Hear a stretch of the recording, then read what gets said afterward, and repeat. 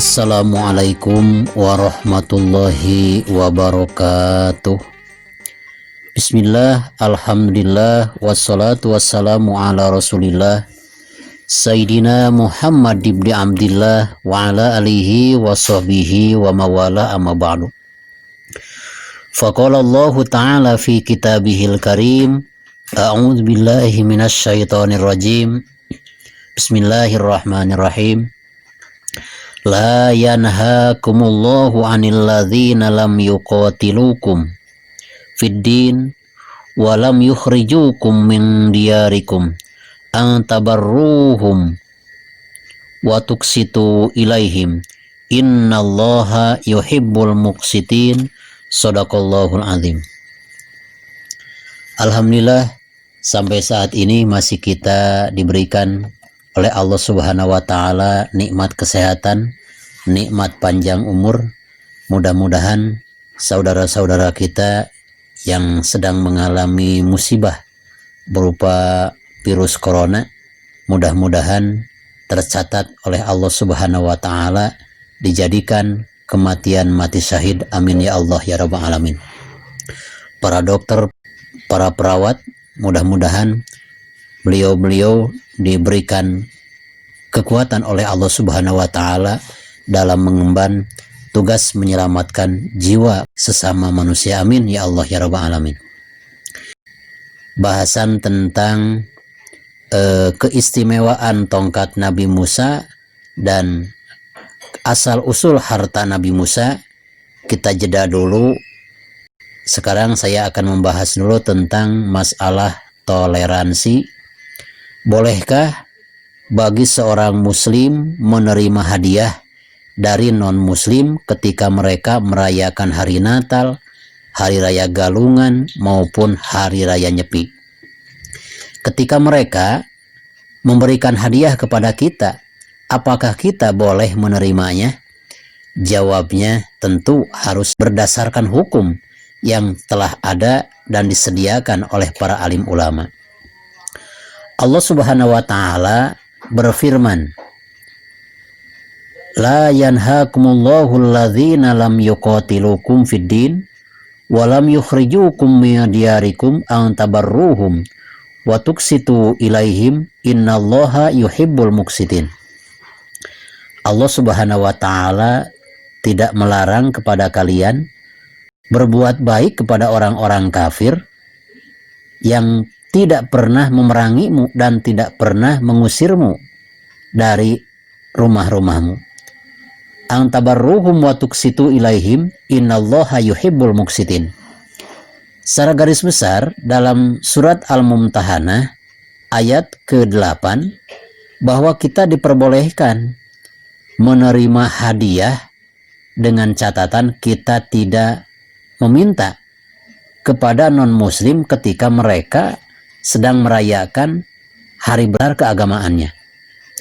Yang mana hal ini telah dicatat oleh para ulama ahli tafsir dalam kitab Ruhul Bayan juz yang ke-9 halaman 538 sampai halaman 539. Ayat ini ditujukan asal usulnya atau asbab nuzul turun ayat surat Al-Mumtahanah ayat ke-8.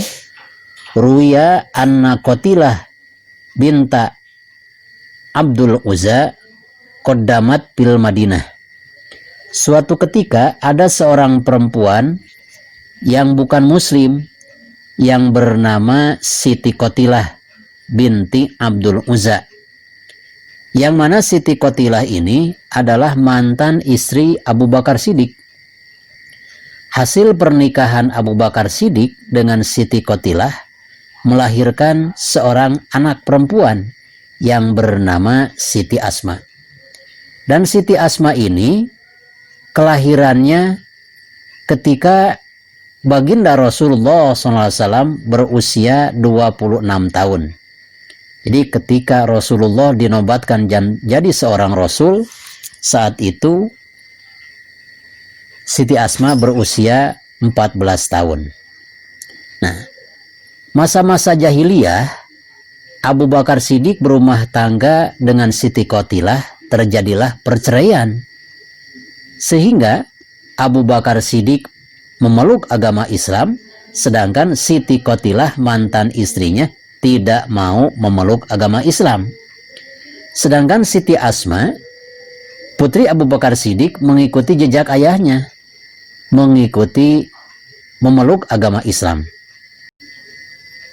Ketika tahun ke-8 dari hijrah, saat Rasulullah SAW dan orang-orang kafir Quraisy mengadakan perjanjian untuk berdamai, tidak saling mengganggu, maka hal ini digunakan oleh mantan istri Abu Bakar Siddiq yang bernama Siti Qatilah untuk mengunjungi putrinya yang bernama Siti Asma yang telah terlebih dahulu berhijrah dari Mekah ke Madinah. Yang tentunya sudah kita bisa bayangkan betapa kangennya seorang ibu telah lama tidak bertemu walaupun beda agama. Akhirnya Siti Qatilah membawa oleh-oleh dari Mekah untuk anaknya yang tercinta, yaitu Siti Asma. Kalau sekarang pasti membawakan bingkisan. Bingkisan berupa makanan dan berupa emas. Lalu setelah kedatangan Siti Qatilah ke negara Madinah untuk memberikan bersilaturahim, tujuannya untuk mengunjungi anaknya. Kebetulan Siti Asma sedang ada di dalam rumah. Ketika melihat ibunya menghampiri, maka Siti Asma tidak membukakan pintu untuk ibunya dengan alasan tidak satu agama. Bahkan apa yang diberikan oleh Siti Qatilah sebagai ibu kandungnya oleh Siti Asma tidak diterima dengan alasan beda agama. Nah, disuruh masuk pun enggak oleh Siti Asma, apalagi diterima bingkisannya, bawaannya, oleh-olehnya dari Mekah. Hal ini dilaporkan oleh salah seorang sahabat Nabi Muhammad SAW. Ya Rasulullah, kata sahabat Nabi, Siti Qatilah mantan istri Abu Bakar Siddiq yang sampai saat ini tidak memeluk agama Islam, mengunjungi putranya yang bernama Siti Asma. Apa yang terjadi? Siti Asma menolak, tidak mau menerima kehadiran ibunya, apalagi menerima bawaannya. Apakah yang harus Siti Asma lakukan? Maka sabda Rasulullah SAW, katakanlah kepada Siti Asma, diperbolehkan bagi seorang muslimah menerima hadiah dari seorang ibu yang tidak muslimah. Persilahkan untuk masuk, silahkan untuk dimakan dan diterima apa yang dibawa oleh ibunya, meskipun dengan keadaan belum memasuki agama Islam. Maka tiba-tiba sahabat itu melaporkan kepada Siti Asma, wahai Siti Asma, baginda Rasulullah SAW memerintahkan kepadamu agar ibumu disuruh masuk, dan apa yang dibawa oleh ibumu silahkan diterima dan boleh untuk dimakan. Maka setelah menerima perintah tersebut, akhirnya Siti Asma menerima kehadiran ibunya dan memakan apa oleh-oleh yang dibawa oleh ibunya. Maka bagi kita pun saat-saat ini banyak, misalkan seorang karyawan mempunyai bos yang non muslim, sedangkan karyawan atau karyawatinya muslimah. Ketika merayakan hari raya kebesaran agamanya, non muslim itu memberikan amplop, memberikan dodol dan sebagainya, sedangkan kita tidak meminta. Apakah boleh kita menerimanya? Jawabnya silakan, diperbolehkan, dengan catatan makanan yang mereka hadiahkan kepada kita ini bersumber daripada makanan-makanan yang dijamin kehalalannya. Tapi apabila makanan yang mereka berikan kepada kita, kita meragukan, takut ini makanan misalkan mengandung minyak babi, itu sekiranya kita ragu, ya kita terima, tapi jangan kita makan. Karena apa?